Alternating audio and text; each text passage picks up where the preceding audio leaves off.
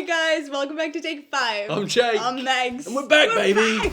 I'm back, baby. And today we're reviewing Hosts. Why do you have a hammer? No reason. It's a little small, isn't it? So Hosts, written and directed by Adam Leader and Richard Oakes, is a horror film set around Christmas time where a family invites another family over for dinner or their family celebrations, but not is all as it seems. Right on time. Come in. Certain underlines in this film where we've been doing things to the earth and we may have inadvertently released something. What was that? That's me fracking. You were fracking? What's fracking? No, I'm fracking. Is that the actual fracking noise? I think so. So the two leads, played by Neil Ward and Samantha Loxley, get possessed by some unknown entity released from the earth by naughty humans doing things and destroying the planet. Sort of fracking around. Or it's hammer time. So Michael invites him over to their house, and Michael's played by Frank Jakeman, who's an excellent actor. You're a Jake man. I'm a Jake man. I'm Jake Frank man. No. How'd you feel, Cassie? Yeah, fine. Great. Well, that's a meal and a movie next week then. If I can get a sitter. His performance for me in this was very good, and everything he had to witness and endure and all of that, his emotional response was right on.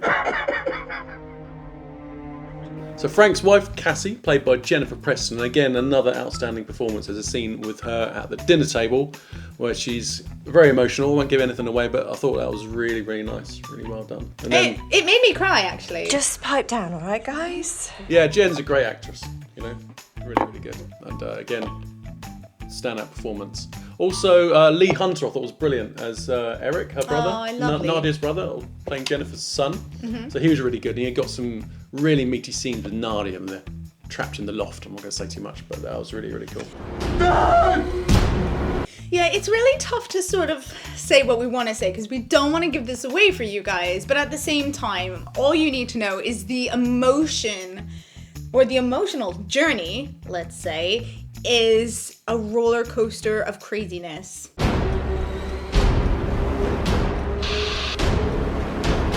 One of the performances I really want to go over is Neil Ward's. He plays Jack, as you guys know, and he really sort of captures both characters because it's not really just one character he's got to play two. And when you see him, he's sort of this loving sort of boyfriend guy. You know, he's great. He tries. Again, I can't give too much away, which is frustrating because I can't really dive in too much. But when he does switch over to the other character, he's not a guy you want to be in the same room with, is he? Don't you want to be set free?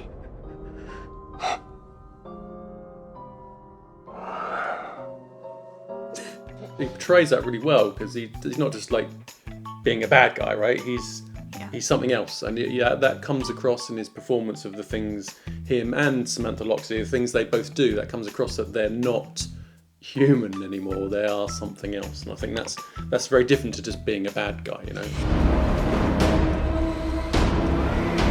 The way the other characters like Nadia Limin, who plays Lauren, and Frank Jakeman and Lee Hunter, well, the way they all react to that situation, I think, is really good because it's something that you would not expect.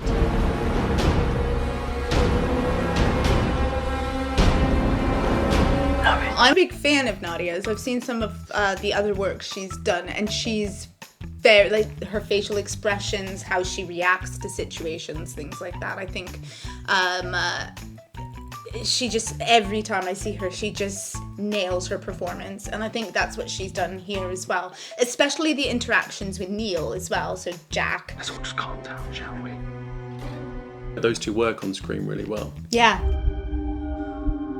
In terms of the setting, the way everything was filmed, for me, like, I felt like they really did pull a lot of different elements from films, but the two that sort of stuck out to me, I would say, was Village of the Damned and The Shining.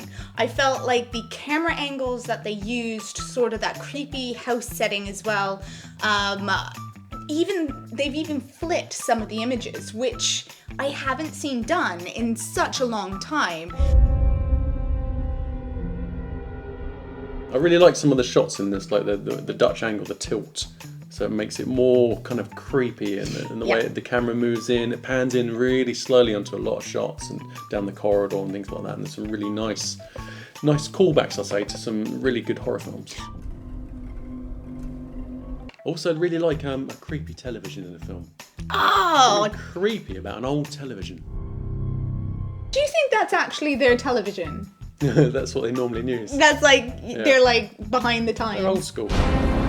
One thing that stood out for me in this film, which really drove the film for me, was the musical score by Benjamin Simmons. It's amazing score. So from the very beginning, you've got this kind of tunnel shot with the credits, and it kind of the camera pans out of the tunnel and goes across and sort of lands on this train. We've got a steam train going along, and it's just beautifully shot. And the music just from the very beginning drives the whole film. I think it's an amazing score. Years ago, a father and his family lived in a big, bright house. So the special effects in this were really good. They were well done. They didn't come off cheesy. There wasn't too many, but I thought there was just enough in there. There's a lot of practical effects by, I think, Kate Griffiths was the makeup artist, and special effects. I love when they use practical effects in a film. Your brain knows it's kind of real, right? It's not CGI. The best CGI is your subtle CGI, which you don't really notice. And it's got a mixture of that as well. And it's not overdone, and it's really good. But Kate Griffiths' work is amazing.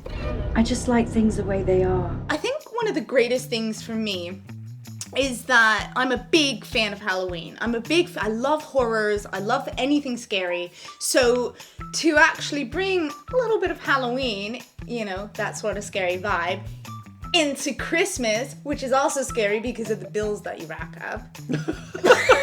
That's the actual horror of Christmas for you, is the bills. It's the bills. That's scary. Tell me where you are right now.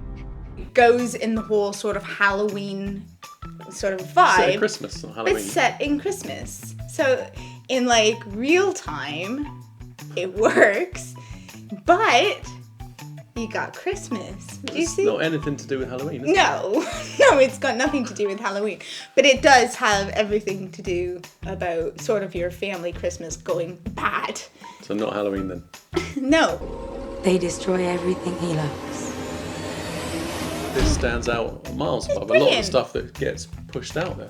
Well, exactly. And the thing is yes, it's indie, but it's got high caliber. Like, it's great. It's a brilliant film, and all indie is showing that talented people can make a movie on a smaller budget. When you realise, what they've made it for such a small budget, the quality of this film is incredible. So what would you give this out of 10?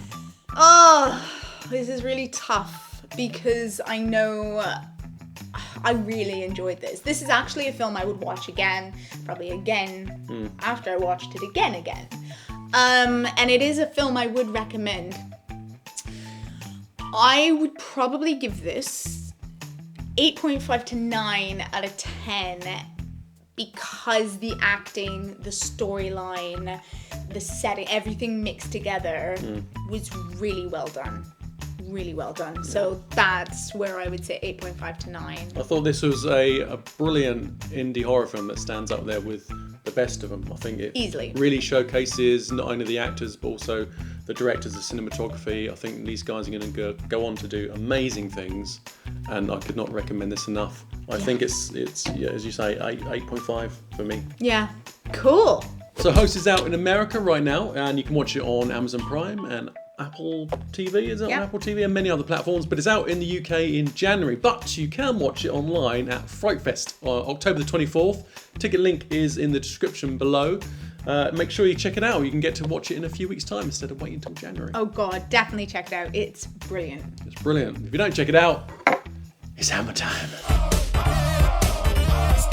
Hammer time. Thanks for watching, guys. It's been great to be back. If there is anything you want us to review, just pop it in the link below. But for now, that's all from us.